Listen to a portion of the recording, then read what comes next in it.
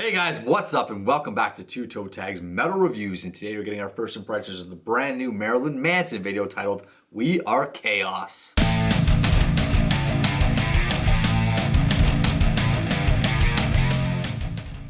Alright guys, Marilyn Manson dropping a new album. This is our second Marilyn Manson album that we've reviewed on this channel. We did have it Upside Down a couple years ago when it came out. Really good album, it got 2 toe tags.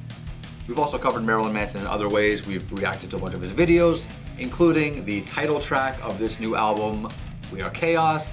I was a little, I'll be honest, I'll be blunt, a little disappointed in that track.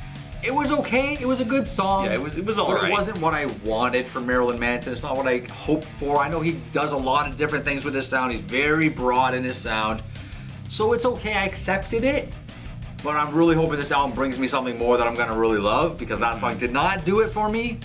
But there's still the rest of the album to explore, so my hopes are so high. Yeah, the song was all right. I can't say I disliked it, but I can't really say it was really great for me. Yeah. So, I can just hope, the same with you. I hope there's a little bit more to it that can appeal to me, but I hope, not every song is gonna be like that one, Yeah, so anyways, we're gonna listen to it for the first time in its entirety, and we'll be back to give you guys our first impressions, so stay put.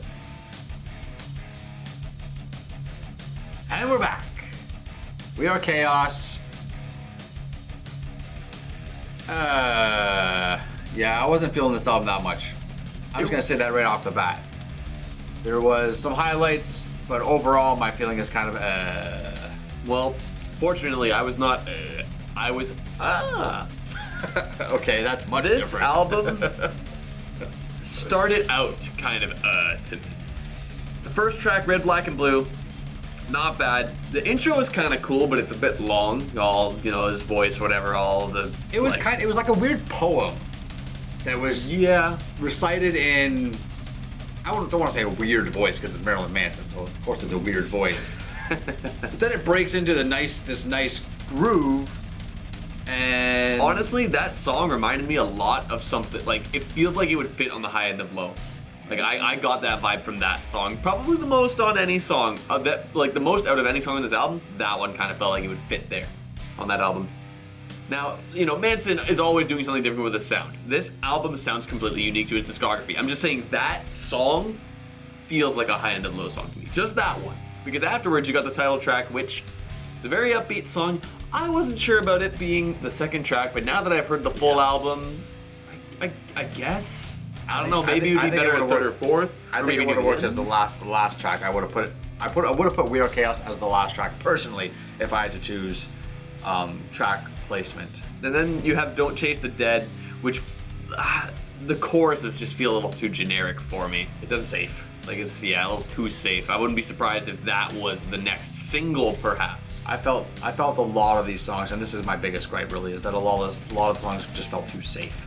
But then you have track number 4, which is Paint You With My Love. Now this song, here's the funny thing about this song. We're both split on this song, but we're on opposite sides. Vile likes the first half of the song, but not so much the second half. I'm the opposite. I don't really like the first half that much, but it really gets great in the second half. When he says great, okay, the first half, it's got this falsetto singing, almost something you hear like a 50s, I don't even know what kind of music it is. I'm drawing blanks. I was trying to think about it and write a note, but it's like 50s diner kind of vibe. I don't know, to me, it felt like a generic love song. It's got an oldies vibe to it. This is definitely something you'd see. I could picture seeing a movie with a bunch of 50s cars lined up in a roller skate rink and people at the drive-in, this old school stuff you see in old movies a lot of the time. With something from the Grease era. This is all before your guys' time, I know that. Sorry, I'm showing my age here.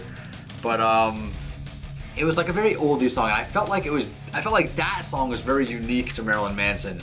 The falsetto singing, he's done that before, but it was done in a different way here. It was hard to explain. You gotta listen to it to really understand. But the second half of the song, from the bridge onwards, it gets just kind of chaotic. It gets a little bit more chaotic. It sounds just a lot more appealing to my ear, and I really like the scream he does as the band opens up, it's the full band playing. I think that's a really cool kind of climax of the song. It pretty much becomes a completely different song. It's a very from that point onward. conflicting song. There's a lot of ambience in the song too. It kind of ties it all together in that sense. But the first half and the second half, if you want to call them halves, they're very they're different. different. They're night and day.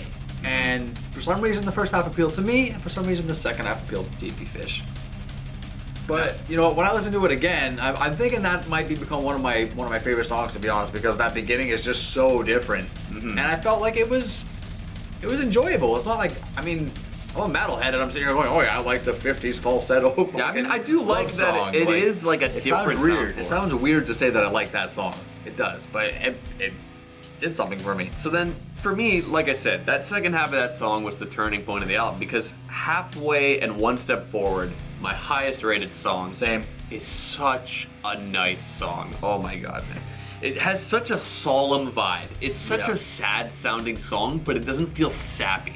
It feels like it has body, and it has substance. And I really like the sound effects, which, you know what, I can comment on the whole album with that. There are a lot of sound effects. There's a lot of depth to the sounds you hear in this album. There's a lot of background stuff, a lot of effects on guitars and pianos and the bass and literally everything. It's just got a lot of interactive sounds to it, and I find that really interesting, and it gives depth to the album. Well, that's my highest rated song too, and I think when you said that it sounds sad but not sappy, I think that kind of is a really good point. I think the reason it sounds like that is because piano takes the front seat on this song for the riffing. The guitar, there are guitars in the song throughout here and there, but the piano is the forefront of the riff, and piano is more, you know, attuned to softer solemn songs that are more sad based and things like that. But the song's got a really chill groove.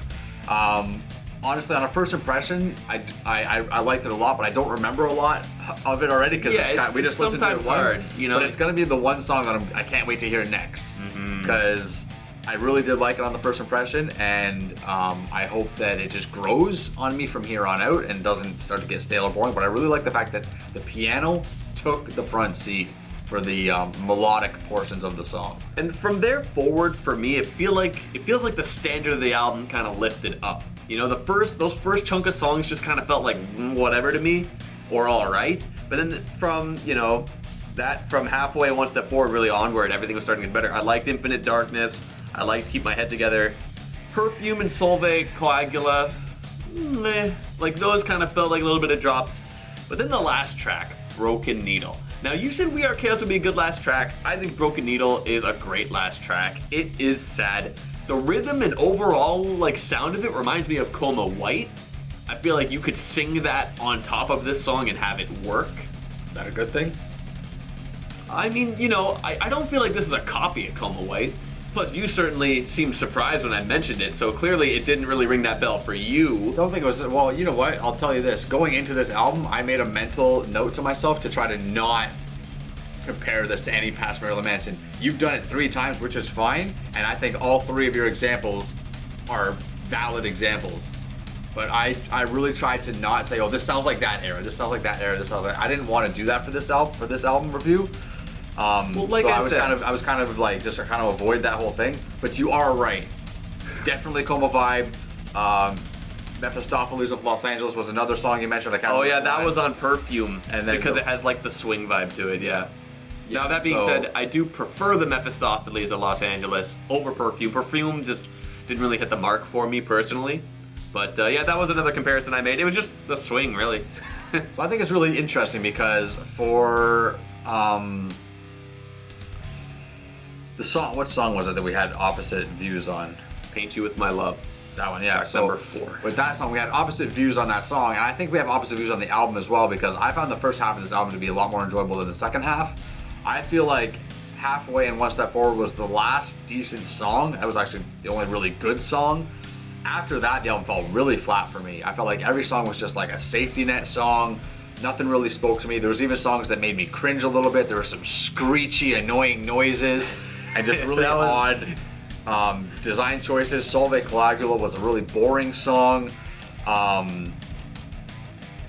the Infinite Darkness starts off, I'm like, okay, this is okay, this is what is this? And then all of a sudden it switches, like the intro has nothing to do with the rest of the song. That was like a few seconds. It feels like it's like a lot of songs they'll like start and they'll kind of introduce the riff and they'll introduce kind of how the melody and stuff's gonna go, and then it kind of blends into and that's your song. This one starts that way and then it goes, no, we're doing this, and it completely throws a ball in the left field and it's a different song altogether. Like there's no need for that intro to be there.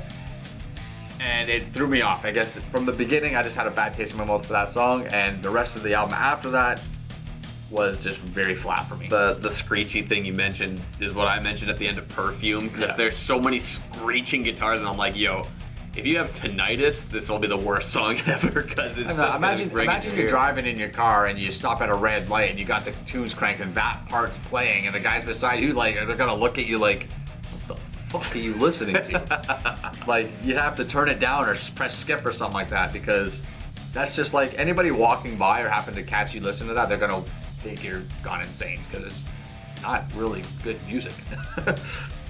Yeah, that song was kind of weak, but overall, it's kind of interesting that we're kind of on opposite sides for this album. Like literally, you're more into the first half, and I'm more into the second half. We're on opposite sides, but overall, we both liked half and didn't like the other half. That's true. But you know what? We're gonna listen to it all week long, and I have a feeling this album might grow on us. For sure. Any album can grow on us. Any album can grow on us, but Marilyn Manson has a tendency to kind of surprise, at least me, because I've gone through this with Marilyn Manson before. Like, Pale Emperor, Born Villain are the two prime examples I can give. I hated those albums when I first heard them. I hated them. Then I listened to Pale Emperor a month or so later, and I was like, holy crap, this is really good. And it grew on me pretty fast. Then I went back to Born Villain and went, holy crap, this is actually really good. So, with that said, I'm not gonna like pass super judgment. Obviously, this is not our final review. But right now, I feel okay. I didn't like it a lot in the first impressions, but I feel okay. I feel like there's a lot of room to grow, and I'm gonna try to let that happen. Because we're gonna listen to it all week long, as much as we possibly can, and we'll be back in a week to give you guys our full and final review of We Are Chaos. That's it for this video. So leave a comment down below and let us know what you guys think after listening to this album for the first or second or third time, however many times you listen to it. And let us know what you think. Like this video if you liked it. Subscribe if you guys are new to the channel. I'm Vile Self. I'm TV Fish. We'll see you guys on the next one.